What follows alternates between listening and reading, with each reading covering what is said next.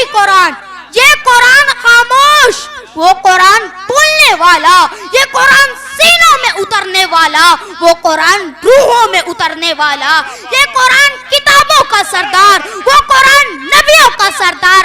ارے جو اسے پڑھے وہ قاری بنے، اور جو اسے پڑھے وہ صحابی بنے۔ نعرہ تکبیر، نعرہ رسالت، مسلک اعلی حضرت۔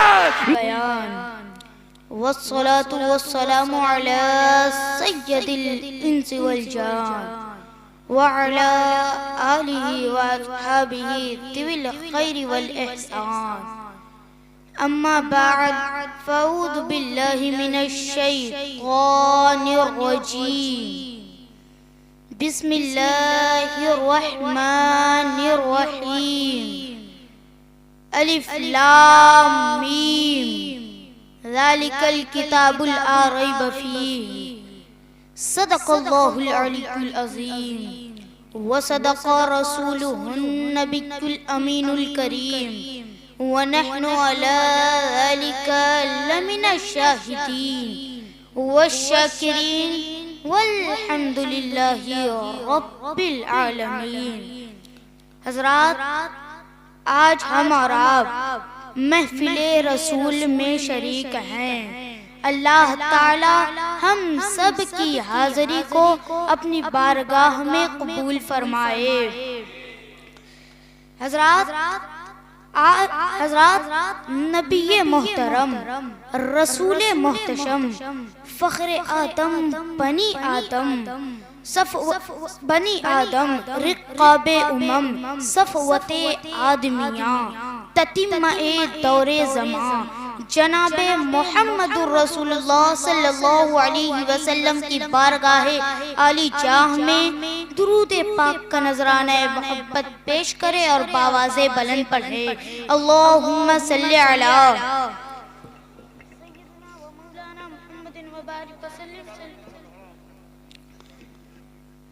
حضرات، اس اہتمام سے منزل کی سمت پڑھتے رہو، یہ ادب کی ہے منزل، ادب سے چلتے رہو، بھٹک نہ جائیں راہ سے ہمارے قدم، قدم قدم پر درود و سلام پڑھتے۔ ایک مرتبہ اور خیر و برکت کے لیے پڑھ لے، اللہم صلی علی سیدنا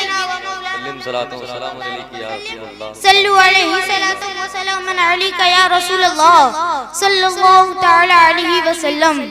حضرات، کسی شاعر نے کیا ہی خوب انداز میں کہا ہے، آقا آقا قرآن تیری نعت کا دیوان نظر آیا، تیری صورت تیری سیرت کا عنوان نظر آیا، مازاغ ہے آنکھیں وہ شمس ہے چہرہ، قرآن کے چہرے پر قرآن نظر آیا۔ حضرات، قرآن کو دیکھنا بھی ثواب، قرآن کو چھونا بھی ثواب، قرآن کو گھر میں رکھنا بھی ثواب، اور قرآن کو محبت سے چومنا بھی ثواب۔ اب یہی سے عقیدہ لے لے، جب قرآن کو چومنا ثواب ہے تو صاحب قرآن کے نام مبارک پر اپنی انگلیوں کو چومنا بھی ثواب ہے۔ میں اپنے بڑوں کی دعاؤں کا طلبگار ہوں، زبان چھوٹی ہے مگر بات بہت بڑی کرنے کی جسارت کر رہا ہوں۔ وہ قرآن جو 30 پاروں میں ہے، وہ قرآن جو حافظ کے سینے میں ہے، وہ قرآن جو ہمارے اور آپ کے گھروں میں ہے، وہ قرآن جو ہماری مسجدوں میں ہے، وہ قرآن جو ہمارے مدرسوں میں ہے، وہ قرآن جو ہمارے خانقاہوں میں ہے، وہ قرآن جو ہماری محفلوں میں ہے، مگر اب زید اشرف کا جملہ سن کر اپنی دعاؤں سے نوازے، ایک وہ بھی قرآن جو 74 میں ہے، اور ایک وہ بھی قرآن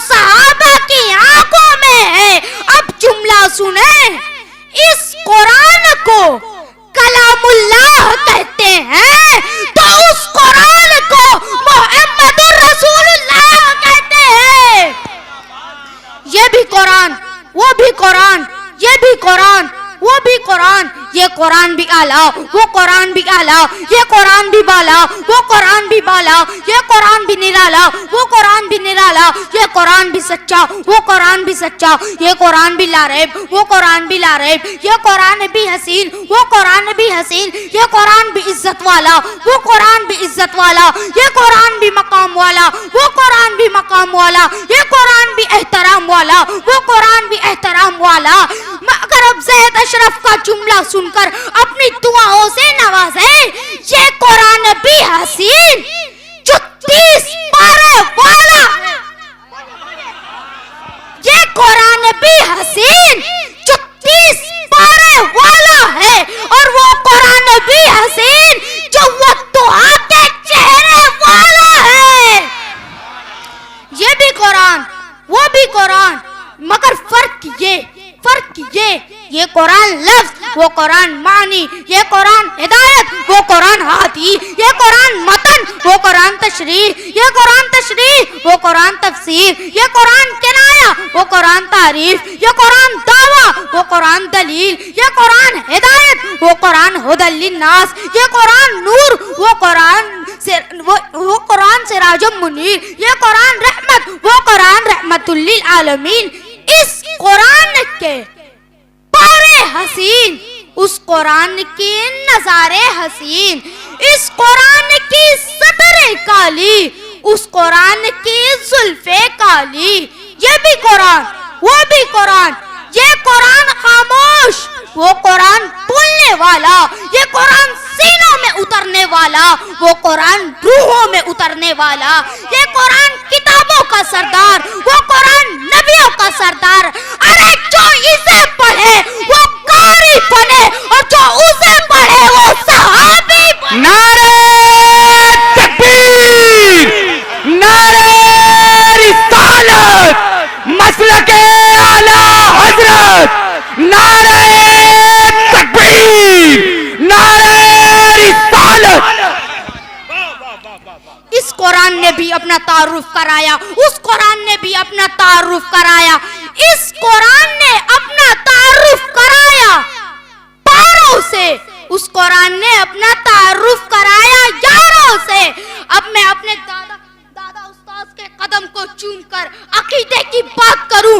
جب بچہ حافظ صاحب کے پاس آئے اور آ کر قرآن کھولے، تب حافظ صاحب کہیں گے پڑھو قرآن، تو بچہ کہے گا حافظ صاحب مجھے قرآن پڑھنا نہیں آتا، تب حافظ صاحب کہیں گے ابھی بند کر قرآن، پہلے جا کر نورانی قاعدہ لے کر آ، پہلے قاعدہ سمجھے گا تب جا کر قرآن پڑھے گا۔